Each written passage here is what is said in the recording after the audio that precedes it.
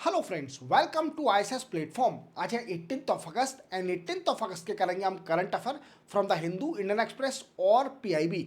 Lecture start करने से पहले जो भी मेरा स्टूडेंट है, जो भी डेली एमसीक्यू का वीडियो देखता है, उसको इन्फॉर्म करना चाहूँगा कि कल से आपके एमसीक्यू के वीडियो रेगुलर हो जाएंगे।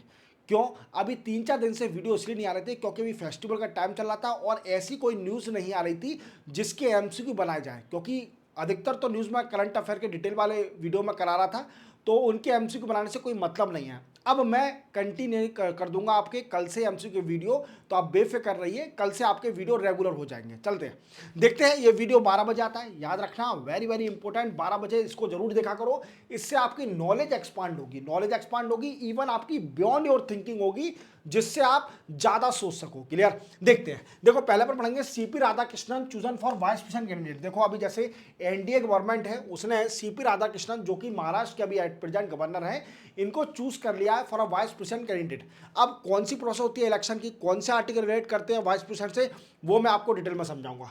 Then after UK minority, Uttarakhand minority education institute bill 2025। देखो, Uttarakhand minority education institute bill 2025 propose कर दिया है, पास होने वाला है। उत्तराखंड में क्या करेगा, मद्रासा बोर्ड को क्या लॉस है, वो मैं आपको डिटेल में समझाऊंगा। Then after sustainable aviation fuel, very very important, very very important. जैसे आपको बायोफ्यूल के बारे में बताया था मैंने कि बायोडीजल और बायोथेनॉल, ऐसे ही एविएशन टरबाइन फ्यूल में भी मिलाया जाता है। क्या? Sustainable aviation fuel. ये क्या होता है, इवन कौन सी कंपनी को अभी सर्टिफिकेट मिल गया है फ्रॉम इंटरनेशनल ऑर्गेनाइजेशन, वो मैं आपको डिटेल में समझाऊंगा। Then after Karaikal fisheries processing cluster. देखो, कराईकाल में अभी फिशरीज प्रोसेसिंग क्लस्टर सेटअप करा गया है। ये क्या करेगा और कौन सी स्कीम के अंडर है, ये मैं आपको डिटेल में समझाऊंगा। Then after Nepal PM is likely to visit in India next month. देखो, नेपाल के पीएम केपी शर्मा ओली हमारे इंडिया आने वाले हैं। क्या डिस्कस होगा, नेक्स्ट मंथ आएंगे। अभी कैसे डिसाइड हुआ है वो मैं आपको डिटेल में समझाऊंगा। चलते हैं। देखो, ये वीडियो मैंने परसों आपके लिए अपलोड किया है, वेरी वेरी इंपॉर्टेंट। ये वीडियो जरूर देख लो, मैं आपसे बार बार रिक्वेस्ट कर रहा हूं, क्योंकि इसमें आपको पता चलेगा कि इंडिया क्या करने वाली है फ्यूचर में। इवन मोदी साहब ने क्या क्या अनाउंसमेंट किया है, और आपके एग्जाम इवन नॉलेज के लिए बड़े इंपॉर्टेंट है। और इस वीडियो की लिंक आपको डिस्क्रिप्शन में मिल जाएगी, स्टार्टिंग में ही देख लीजिए। इस वीडियो से आपको नॉलेज एक्सपांड होगी कि what will be happen in India after proposing the Modi. Clear? चलते पढ़ेंगे। देखो, CP Radhakrishnan chosen for vice president candidate. देखो, जैसे आप जानते हो, ये अभी अभी महाराष्ट्र के गवर्नर है, और धनखड़ साहब के रिजाइन करने के बाद वाइस प्रेसिडेंट की पोस्ट खाली हो गई थी, और इलेक्शन कमीशन ने क्या किया कि डेट डिसाइड कर दी कि 9 सितंबर को वाइस प्रेसिडेंट के इलेक्शन होंगे। क्या होंगे? वाइस प्रेसिडेंट के इलेक्शन होंगे। अब क्या है कि अपने पार्टी कैंडिडेट देती है। जैसे ही एनडीए, जो कि अलायंस है बीजेपी का, एनडीए ने अपना कैंडिडेट डिसाइड कर दिया, सीपी राधाकृष्णन। ये कहाँ से बिलोंग करते हैं? ये तमिलनाडु से बिलोंग करते हैं, याद रखना, वेरी वेरी इंपॉर्टेंट। और ये तमिलनाडु के बीजेपी के प्रेसिडेंट भी रहे हैं। क्या? 2004 से लेकर 2007 तक। क्लियर? 2004 से लेकर 2007 तक। इवन ये झारखंड के भी गवर्नर रहे हैं, तो सीनियर बीजेपी लीडर हैं झारखंड, गवर्नर ऑफ झारखंड। अभी एट प्रेजेंट महाराष्ट्र के गवर्नर हैं ये, और इनको वाइस प्रेसिडेंट के लिए चूज कर लिया है for a candidate. Vice president बनते हैं, देखते हैं क्या होता है, वोटिंग होगी। अब हम समझेंगे कि वाइस प्रेसिडेंट का इलेक्शन कैसे होता है। देखो, ये समझने से पहले हमें आर्टिकल समझना पड़ेगा, कौन कौन से आर्टिकल रिलेट करते हैं वाइस प्रेसिडेंट से। देखते हैं अपन। देखो, 63 आर्टिकल क्या है? सबसे पहला 63 आर्टिकल, जो 63 आर्टिकल है, दैट इज कॉल्ड ना, there should B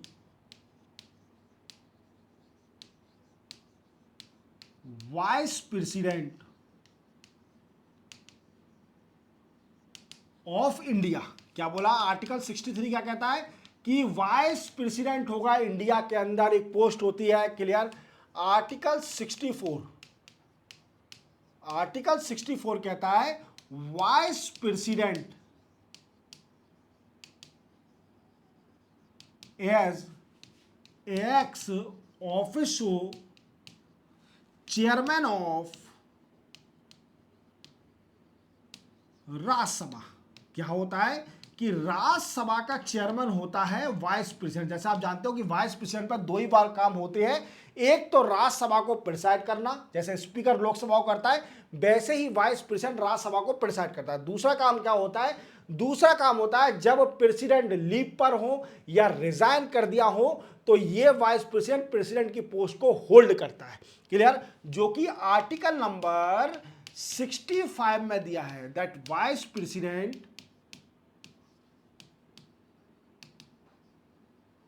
hold president post due to letter मतलब बात के जो प्रेसिडेंट है, लेटर, रिजाइन और leave, clear, ETC. Then after article 66 deal with election of vice president. क्या बोला मैंने, इलेक्शन ऑफ वाइस प्रेसिडेंट। तो क्या है, जो इलेक्शन होंगे 9 सितंबर को according to the article number 66 of the Indian constitution. याद रखना दैट आर्टिकल 67 ये डील करता है resignation, removal of vice president. क्या, जो धनखड़ साहब, जेपी धनखड़ साहब ने रिजाइन किया था, वो रिजाइन किया था आर्टिकल नंबर 67 से। क्लियर। एक और आर्टिकल है 68 है जो कि डील करता है कि इलेक्शन होल्ड कराइए, टाइमिंग, जो election duration of election holding of the vice president अगर सीट खाली होती है तो। क्लियर, ये 63 से लेकर 68 तक आर्टिकल है related to the vice president. अब वाइस प्रेसिडेंट के जो 9 सितंबर को इलेक्शन होंगे, इसमें वोटिंग कैसे करी जाती है। देखो, जैसे आप जानते हो कि प्रेसिडेंट के जो इलेक्शन होते हैं इसमें वोटिंग क्या करते हैं, वोटिंग करते हैं ऑल इलेक्टेड एमपी, जितने भी इलेक्टेड एमपी होते हैं, और all elected of the MLA, जो मेंबर ऑफ लेजिस्लेटिव असेंबली होते हैं, but only elected, not nominated. ना ही पार्लियामेंट के नॉमिनेटेड मेंबर प्रेसिडेंट के इलेक्शन में पार्टिसिपेट करते हैं, ना ही एमएलए जो लेजिस्लेटिव असेंबली है स्टेट की, उसके नॉमिनेटेड मेंबर ना ही वो पार्टिसिपेट करते हैं। व्हाट वाइस प्रेसिडेंट में डिफरेंट है। वाइस प्रेसिडेंट में क्या है कि जो पार्लियामेंट है, स्टेट लेजिस्लेचर का कोई रोल नहीं है वाइस प्रेसिडेंट में, और इसमें एक ही मेथड होती है, इनडायरेक्ट इलेक्शन। कौन सी, इनडायरेक्ट इलेक्शन, जिसको बोलते हैं proportional representative system. Proportional representative system. जैसे आप जानते हो कि पीएम की जो लोकसभा के इलेक्शन होते हैं वो first past the post system होता है, क्लियर, डायरेक्ट इलेक्शन होता है, प्रोपोर्शनल रिप्रेजेंटेटिव सिस्टम। अब ये कैसे, जो पार्लियामेंट के नॉमिनेटेड इवन इलेक्टेड सारे मेंबर इस इलेक्शन में पार्टिसिपेट करते हैं और वोटिंग करते हैं, और मुझे लगता है कि यही वाइस प्रेसिडेंट बनने वाले हैं। क्लियर, अभी तक तो यूपीए का कोई नाम नहीं आया है। क्लियर, जो इंडिया अलायंस है उनका कोई नाम नहीं आया है, हालांकि यूपीए तो खत्म हो गई, अब इंडिया अलायंस है। क्लियर, इनका कोई नाम नहीं आया है कि कोई कैंडिडेट का नाम। मुझे लगता है कि अनप्रपोज ही ये बन जाएंगे, क्योंकि बीजेपी जीतेगी तो सीपी राधाकृष्णन अगले वाइस प्रेसिडेंट बनने वाले हैं, और 9 सितंबर को कंफर्म हो जाएगा। फिर मैं आपको कंफर्म बता दूंगा। मैं क्या बताऊंगा, फिर तो आप न्यूज़ में ही देख लोगे। क्लियर, चलते हैं। तो यही कहानी है, मैंने आर्टिकल बता दिया आपको। Then after Uttarakhand minority education institute bill. देखो क्या है कि उत्तराखंड के पुष्कर सिंह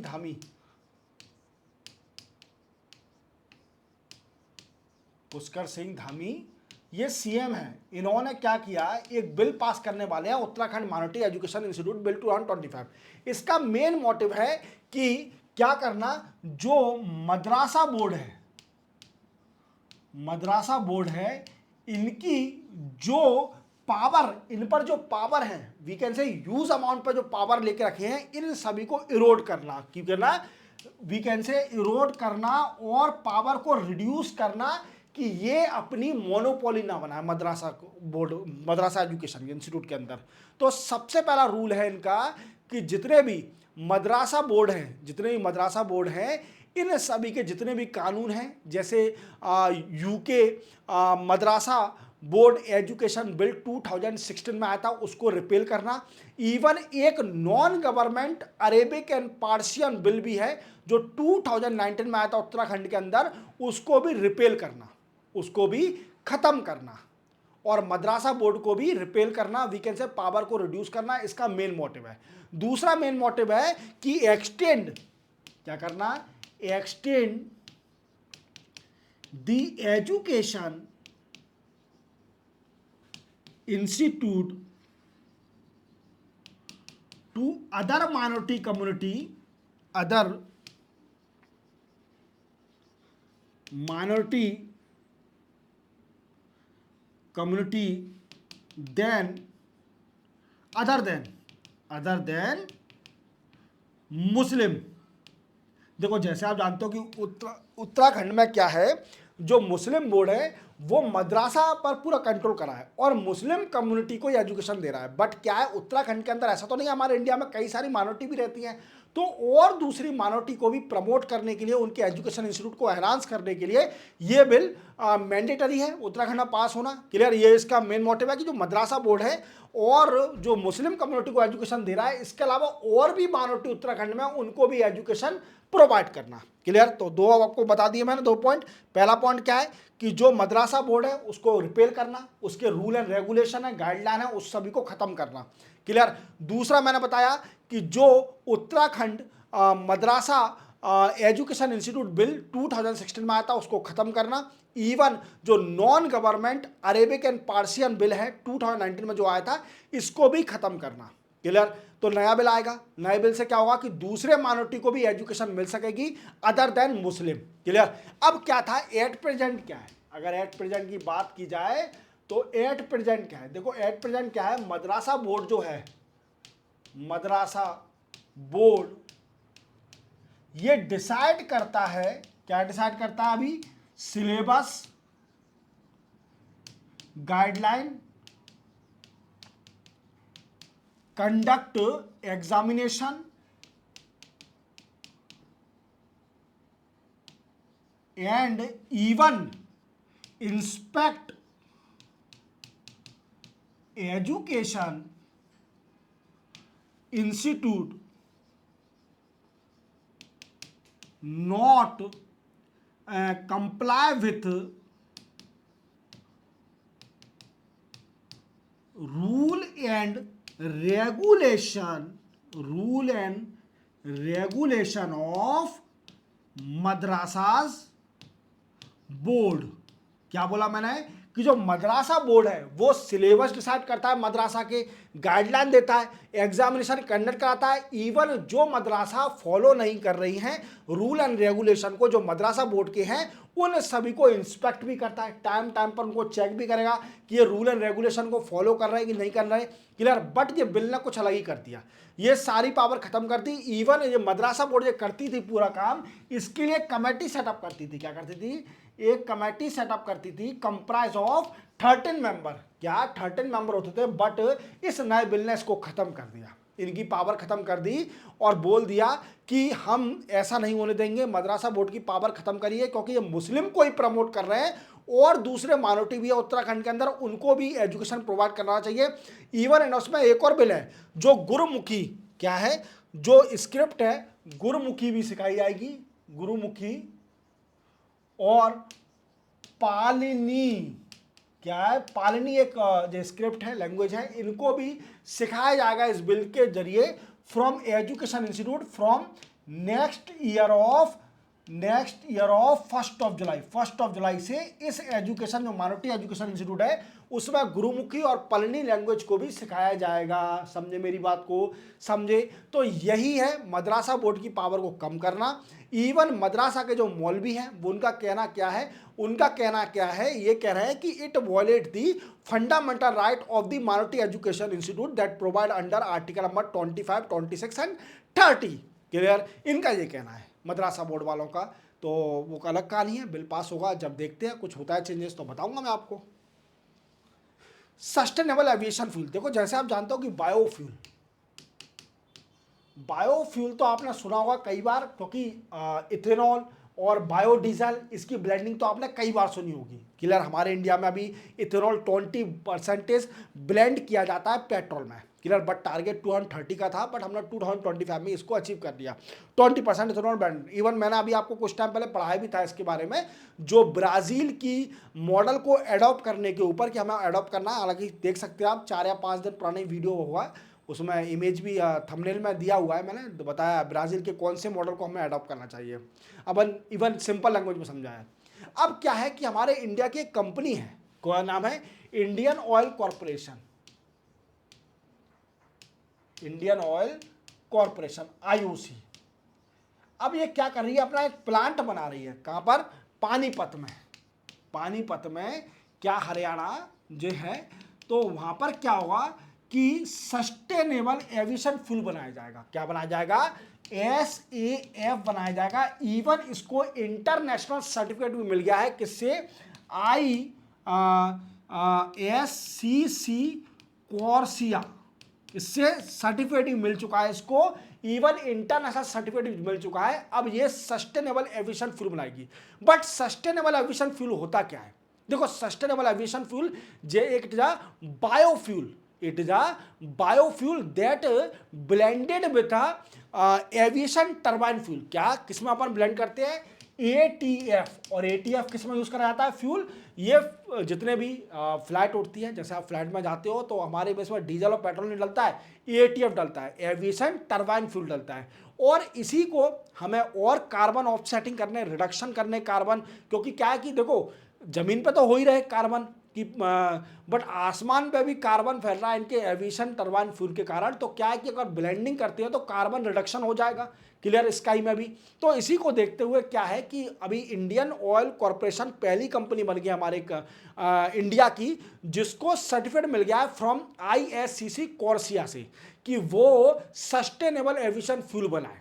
क्या बनाए, सस्टेनेबल एविएशन फ्यूल बनाए। और ये बनेगा कहां पर, ये बनेगा पानीपत हरियाणा में। और उसकी कैपेसिटी होगी पर ईयर 35,000 टन। कितना, 35,000 टन इतनी कैपेसिटी सस्टेनेबल एविएशन फ्यूल बनाएगी। और दैट इज सफिशिएंट, जो कि इंडिया का टारगेट है कि 2027 तक, इंडिया का टारगेट क्या है, 2027 तक 1% सस्टेनेबल एविएशन फ्यूल ब्लेंडिंग करना है। क्या करना है, ब्लेंडिंग करना है विथ एविएशन टर्बाइन फ्यूल के साथ, क्लियर। और बाई 2027 है, क्लियर। और 2028 तक 2% सस्टेनेबल एविएशन फ्यूल ब्लेंड करना है ATF के साथ, समझे मेरी बात को। और इतना सफिशिएंट है, हम टारगेट को अचीव कर लेंगे। 35,000 टन बहुत होता है, क्लियर, इतना पर ईयर वो प्रोड्यूस करेगी। कौन, इंडियन ऑयल कॉरपोरेशन, इसको सर्टिफिकेट मिल गया है। और जैसे आप जानते हो कि ये सर्टिफिकेट देती है इंटरेस्ट ऑर्गेनाइजेशन, और हमारे इंडिया की एक कोऑर्डिनेशन कमेटी है जिसको बोलते हैं नेशनल बायोफ्यूल कोऑर्डिनेशन कमेटी, और इसने अभी अप्रूव दे दिया है। क्या है, याद रख लो, नोट कर लो, ये की पॉइंट याद करा करो, national biofuel coordination committee,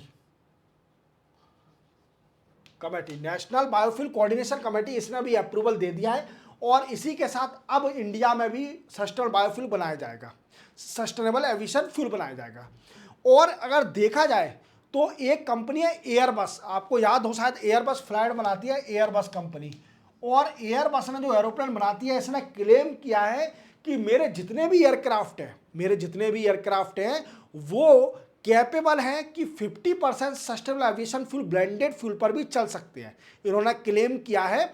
but testing नहीं हुई है, क्लेम किया है वो अलग बात है, क्लियर। ये क्लेम कर रहा है कि 50% सस्टेनेबल एविएशन फ्यूल ब्लेंडिंग पर भी हमारे एयरक्राफ्ट चल सकते हैं। बट हमारी इंडिया कह रही है कि हम नहीं, अभी रिस्क नहीं लेंगे, 2027 तक हम 1% ब्लेंड करेंगे और 2028 तक 2% ब्लेंड करेंगे। अब एयरबस कर रही हो, मार्केटिंग खेल रही हो, क्या कुछ कर रही हो मुझे नहीं पता, एयरबस क्या खेल रही है, क्लियर। और यूरोप ने क्या किया है कि अभी इंडियन ऑयल कॉरपोरेशन से टाइप भी कर लिया है कि ये बायोफ्यूल भी खरीदेंगे। बट ये बायोफ्यूल जो सस्टेनेबल एविएशन फ्यूल है बनेगा कैसे, तो ये बनेगा, जो बड़े बड़े होटल और रेस्टोरेंट होते हैं इनमें यूज्ड कुकिंग ऑयल यूज करा जाता है, used cooking oil, cooking oil है, इसका यूज करके ये सस्टेनेबल एविएशन फ्यूल बनाया जाएगा। बट प्रॉब्लम क्या क्रिएट हो रही है, देखो क्या है कि जो बड़े बड़े होटल हैं, ये बड़े बड़े होटल होते हैं, ये क्या करते हैं, जो कुकिंग ऑयल होता है ये एक ही बार उसका यूज करते हैं, फिर उसके बाद उसको फेंक देते हैं। जैसे हल्दीराम है, हल्दीराम क्या करती है, हल्दीराम अच्छा प्रोडक्ट है, वो एक ही बार फ्यूल का ऑयल का यूज करेगी, फिर उसको बेच देगी। तो क्या है कि ये कंपनी जो इंडियन ऑयल कॉर्पोरेशन है, ये कई सारे रेस्टोरेंट, बड़े बड़े होटलों से जो यूज्ड कुकिंग ऑयल है इसका खरीदेगी और इससे क्या बनाएगी, सस्टेनेबल एविएशन फ्यूल बनाएगी। क्लियर। तो और बट प्रॉब्लम क्या क्रिएट हो रही है, प्रॉब्लम क्रिएट हो रही है कि कई सारे हाउस होल्ड है, कई सारे छोटे छोटे शॉप है, रेस्टोरेंट है, ये क्या करती है, ये यूज्ड कुकिंग ऑयल को ही बार बार यूज करती है, जिससे हमारी हेल्थ इशू भी होता है। और इनसे वी कैन से डीलिंग करना एक डिफिकल्टी क्रिएट कर रहा है, क्योंकि ये बेचेंगे कि नहीं बेचेंगे। पर मुझे लगता है कि इसके दो बेनिफिट होंगे। क्या बेनिफिट होंगे कि देखो, सबसे पहले तो हमें सस्टेनेबल एविएशन फ्यूल बनेगा यूज्ड कुकिंग ऑयल से, और दूसरा बेनिफिट ये होगा, हेल्थ का बेनिफिट मिलेगा। हेल्थ का बेनिफिट कैसे मिलेगा, देखो क्या होता है, कई सारे छोटे छोटे शॉपर होते हैं, वो क्या करते हैं, वो यूज्ड कुकिंग ऑयल का बार बार यूज करते हैं, बार बार यूज करते हैं, तो उससे क्या होता है, हेल्थ इशू बनता है अपन को। बट क्या होगा कि एक बार यूज करने के बाद अगर वो बेचेंगे तो उनको पैसा भी मिलेगा। इवन इंडियन ऑयल कॉर्पोरेशन पहली कंपनी बन गई, याद रखना, very very important. Karaikal fisheries processing cluster, देखो हमारे इंडिया में एक स्कीम आई थी, प्रधानमंत्री मत्स्य संपदा योजना, एक योजना बनाई थी मोदी साहब ने, जिसका मेन मोटिव था जो फिशरीज सेक्टर है उसका प्रोडक्शन एनहांस करना, प्रोसेसिंग एनहांस करना, एक्सपोर्ट एनहांस करना, इवन प्रोडक्शन एनहांस करना, इवन जो फिशरमैन है उनकी भी प्रोडक्टिविटी को एनहांस करना, उनकी इनकम को एनहांस करना, इसका मेन एम था। तो इसमें एक प्रोविजन था कि हमारे इंडिया में ये स्कीम के अंदर 34 फिशरीज क्लस्टर बनाए जाएंगे। क्या बनाए जाएंगे, 34 फिशरीज क्लस्टर बनाए जाएंगे, जिसमें से एक क्लस्टर ये करईकाल फिशरीज प्रोसेसिंग क्लस्टर बनने जा रहा है। करईकाल कहां पर है, ये है पौंडुचेरी में। कहां पर है, यूनियन टेरिटरी पौंडुचेरी में। अभी out of 34 one fisheries processing cluster setup, इधर ये सेटअप होने जा रहा है। अब सुनो मेरी बात, अब इसमें होगा क्या, देखो जैसे आप जानते हो फिश के लिए कई सारी रिक्वायरमेंट होती है। पहले तो स्टोरेज चाहिए, और कोल्ड स्टोरेज चाहिए। क्या चाहिए, कोल्ड स्टोरेज चाहिए, वैसा स्टोरेज नहीं, कोल्ड स्टोरेज चाहिए। प्रोसेसिंग यूनिट चाहिए जो कि फिशरी की प्रोसेसिंग करेगा। Processing in the sense of कि जैसे मानिए फिश के प्रोडक्ट कई सारे बनेंगे ना, ऐसा थोड़ी है कि एक ही फिश को कच्चा बेच दिया। उसके क्या है कि उसकी प्रोसेसिंग होगी, कई सारी उसमें एडिशनल वैल्यू एडिशन होगा उसके अंदर, और कई सारी नई प्रोडक्ट बनाए जाएंगे। समझे मेरी बात को, तो यही है फिशरीज का, वी कैन से प्रोसेसिंग करना डिफरेंट डिफरेंट प्रोडक्ट में by adding the value addition, by value addition करके। या तो यही है 34 इंडिया में क्लस्टर बनने जा रहे थे, जिसमें से एक करईकाल में बनेगा, याद रखना पौंडुचेरी में। सिंपल है, इसमें कुछ याद मत करना। Doctor Nepal PM is likely to visit in next month, देखो नेपाल के पीएम कई दिन से इनकी processing we can say file डली थी हमारे इंडिया में कि हमें इंडिया आना है और इंडिया से डील साइन करना है। बट हमारे मोदी साहब इतने बिजी थे, जैसे अभी यूएस इशू चल रहा था, फिर वो मालदीव्स भी गए, यूरोप भी गए थे। क्लियर, कई सारी कंट्री में वो विजिट थी, इनके कई महीनों से पड़ा हुआ था, मतलब इनका प्रोसेसिंग इनकी फाइल की आना है हमें इंडिया में, हमें इंडिया से डील करना है। केपी शर्मा ओली यहाँ के पीएम है, याद रखना है नेपाल के, केपी शर्मा ओली, और अच्छा फ्रेंड है नेपाल। हालांकि कभी कभी चाइना के अभाव में आ जाता है, वो अलग बात है। फिर बाद में क्या है कि वो कहावत है हमारे हिंदी में कि पंछी कितना भी उड़ ले, आएगा वो अपने घोंसले में ही। क्लियर, घोंसला, नेस्ट जिसको बोलते हैं, घोंसले में ही आएगा। तो क्या है कि ये घोंसले में आ चुके हैं। अब इन्होंने कई दिन से प्रोसेसिंग इनकी पड़ी हुई थी, तो अब क्या है, हमारे विक्रम मिश्री साहब, विक्रम मिश्री साहब ये अभी नेपाल गए हुए हैं। कौन है ये विक्रम मिश्री जी, आपको बच्चा बच्चा जानता है इनको, तो ये फॉरेन सेक्रेटरी हैं, जब ऑपरेशन सिंदूर में बड़ा स्पीच दे रहे थे ये। क्लियर, विक्रम मिश्री फॉरेन सेक्रेटरी, ये नेपाल गए हुए हैं, और नेपाल में आरजू आरजू दूबा जी जो फॉरेन मिनिस्टर हैं उनसे मुलाकात हुई, इवन डिस्कस हुआ, इवन जो नेक्स्ट मंथ में पीएम आने वाले हैं केपी शर्मा ओली, इसकी पूरी फाइनल डीलिंग कर दी। अब ये नेक्स्ट मंथ आएंगे हमारे इंडिया में, क्या क्या डिस्कस हो सकता है, तो देखो सबसे पहले डिस्कस हो सकता है कनेक्टिविटी, ट्रेड और डेवलपमेंट। इन सभी पर डिस्कस हो सकता है। इवन मैंने आपको कुछ टाइम पहले एक न्यूज़ भी बताई थी, आपको याद हो, पीआईबी में आई थी, हालांकि वो न्यूज़ चैनल में नहीं, न्यूज़पेपर में नहीं आई थी। एक अभी हमारे इंडिया में अभी नेपाल और इंडिया के होम मिनिस्टर लेवल मीटिंग हुई थी, होम सेक्रेटरी लेवल या होम मिनिस्टर लेवल मीटिंग हुई थी। और होम मिनिस्टर लेवल मीटिंग इसलिए हुई थी क्योंकि जो बॉर्डर लगा हुआ है चाइना, इंडिया और नेपाल का, इस पर कई सारे बॉर्डर एरिया पर विलेजेस हैं, तो उनका डेवलपमेंट करना, इवन इंफ्रास्ट्रक्चर को एनहांस करना across the border between India and Nepal. तो यही कहानी थी। देखते हैं जब भी होगा, मतलब मेरा मोटिव था बताने का कि आने वाले केपी शर्मा ओली, क्लियर। तो इसी के साथ ये भी लेक्चर कंप्लीट होता है। 18 अगस्त के करंट अफेयर मैंने कंप्लीट कर दिए। चैनल को सब्सक्राइब और बेल आइकन प्रेस करना भूला। कल से आपके सारे एमसीक्यू वीडियो रिज्यूम हो जाएंगे, बेफिक्र रहिए, क्लियर। मिलते हैं हम कल, तब तक के लिए जय हिंद।